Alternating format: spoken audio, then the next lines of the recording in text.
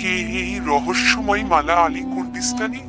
ইরাকের কুর্দিস্তান থেকে আসা এই ব্যক্তিটি নিজেকে আধ্যাত্মিক চিকিৎসক হিসেবে দাবি করেন। সোশ্যাল মিডিয়ায় তার ভিডিওগুলোতে লাখ লাখ ভিউ। তিনি দাবি করেন কুরআনের আয়াত এবং ভেষজ ওষুধ দিয়ে তিনি অন্ধকে দৃষ্টি দান, বোবাকে কথা বলানো এবং পথে হাঁটাতে পারেন।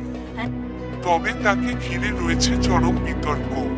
সৌদি আরব সহ বিভিন্ন দেশে তিনি প্রতারণার অভিযোগে গ্রেপ্তার হয়েছেন এবং মালদ্বীপে তাকে নিষিদ্ধ করা হয়েছে।